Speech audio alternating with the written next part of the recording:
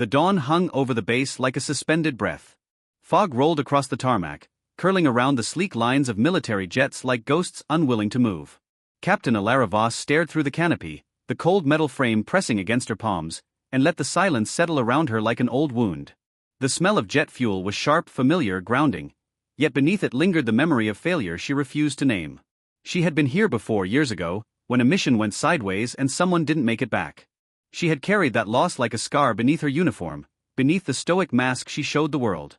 Her reflection in the canopy was pale, tight-lipped, eyes unreadable, but they betrayed her doubt. The base was quiet, save for the distant hum of engines warming, and the low chatter over the radio that blurred into background noise. She breathed deeply, feeling the weight of the Delta Squadron patch on her shoulder, the insignia a reminder that she had earned her place, but at what cost? Then the radio clicked. A sharp metallic voice cut through the morning calm. "Voss, we've got a target. Immediate deployment. Coordinates incoming. Move." Something in her chest tightened. Not fear, she hadn't felt fear in years, but recognition, the calm before the storm, the whisper of danger that always found her.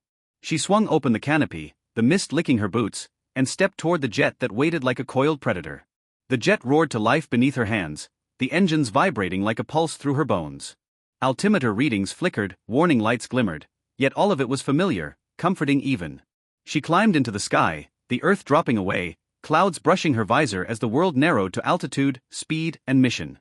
The coordinates led her to a ravaged coastline, jagged rocks smothered in fog. Enemy signals crackled across the comms, low and menacing, and the mission's stakes sharpened like a knife in her gut. Ilara's mind, usually a fortress of precision, drifted momentarily to that old failure. The last time she had flown over water, the last time she had looked down and known someone wouldn't return. She adjusted the flight controls, the hum of hydraulics echoing in the cockpit like a heartbeat, and caught sight of a sudden electrical storm on the radar. Lightning danced in the clouds, mirrored in her visor. Technical readouts began flashing, fuel pressure dropping. Instrument malfunction. Panic was impossible, she had no time for it, but the seed of dread had taken root. A sharp alarm pierced the cockpit, and she realized the jet's navigation system was failing. Her hands moved on instinct, eyes darting, mind racing through procedures drilled into muscle memory. Memories collided with reality, the captain she had mocked for questioning her skills, the squadmate she had lost to her own misjudgment. Each decision, each flicker of the console, mirrored a choice she had made before, a failure she had yet to forgive herself for. And then silence. Radio contact cut. Altimeter readings wavered. Her pulse thundered in her ears. Alone in the sky, a storm breaking around her, she realized she had no one to rely on but herself. The cockpit had become a tomb of reflection and metal, isolation compressing her chest until every breath felt like fire. Thunder rolled beneath her, shaking the fuselage, and in the fragmented reflection of her visor, she saw it, the face of every person she had failed. Not enemies, not civilians, but her own squad, her own choices that had carved trenches through her conscience. She had flown missions with reckless precision, demanding perfection from others while hiding her own fractures.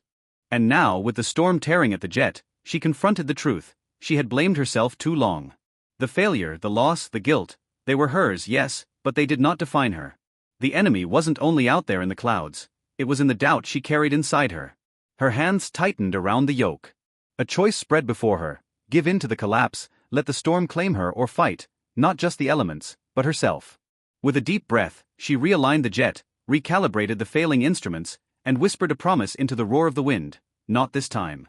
For the first time in years, the silence in the cockpit was not judgmental. It was expectant. The storm might break, but she would face it whole. The clouds parted. Sunlight struck the canopy in sharp, golden streaks, illuminating the jagged horizon. The jet stabilized, trembling but alive. Ilara exhaled, a long shuddering release that carried both relief and recognition. She had survived, yes, but more importantly, she had reclaimed herself. Her hands relaxed on the controls, eyes scanning the calm sea below. The mission was complete, but the real victory was quieter. Forgiveness, for herself and for the ghosts she carried, settled like dew on the metal around her. Der Himmel vergisst nie, when er einmal getrigen hat, she whispered, letting the words ride the wind as the jet soared toward the rising sun.